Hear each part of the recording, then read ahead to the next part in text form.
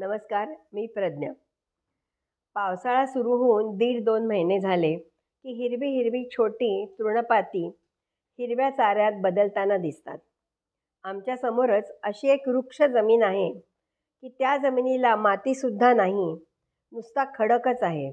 पावसाळ्याची कमाल अशी, की तिथेही गवत उगवते. एवढेच नव्हे तर 15-20 गाई गुरेसुद्धा ते गवत खात आणि रवंथ करताना तिथे निवांत बसलेली होती. वाटलं ही तर द्वारकाच अंगणी आली का? एरवी इथे गवताचे सुके पातेसुद्धा मिळत नाही. तिथे अचानक गुरे रवंथ करताना बघून ईश्वराची लीलाच आठवली. क्षणभर वाटलं द्वारकाच तर आहे ही. आणि नकळत माझे चक्षु घनश्यामाला शोधू लागले.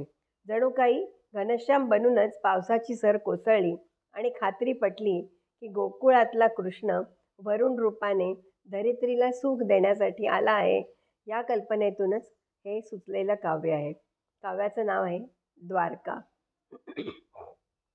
वृक्ष ओसाड जमीन समोरची, बघता बघता हिरवी झाली. वृक्ष ओसाड जमीन समोरची, बघता बघता हिरवी झाली. कृपा होता वरुण राजाची, हिरवा शालू नेसती झाली. कृपा होता वरुण राजाची, हिरवा शालू नेसती झाली. जमीन ही शहर मध्यभागी, बाहेरील कुरण व्हावी. जमीन ही शहर मध्यभागी, गावाबाहेरील कुरण व्हावी. बघता बघता गाई गुरेही हिरवा गवता चरू लागली. गाई वासरे बैलही सारे हिरवा चारा खाऊ लागले. खाऊन खाऊन रवंथ करणे तिथेच बसूनी होऊ लागले. खाऊनी रवंथ करणे तिथेच बसूनी होऊ लागले. इतकी सगळी गुरे बघुनी, मज भासे द्वारकाच आली अंगणी. इतकी सगळी गुरे पाहुनी, वाटे द्वारकाच आली अंगणी.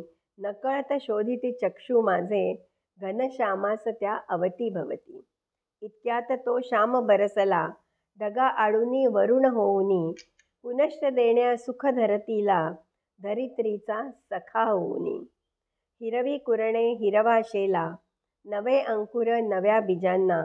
नाजूक नाजूक कवळी पाती, समीरा संगी विहरत राहती.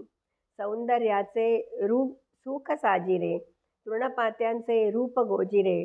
रंग नवे हे पोपटी हिरवे, वर्णू कसे मजसी न कळे. वर्णू कसे मजसी न कळे. कशी वाटली ही कविता?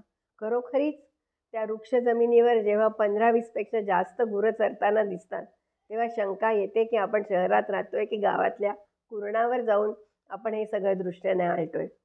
धन्यवाद.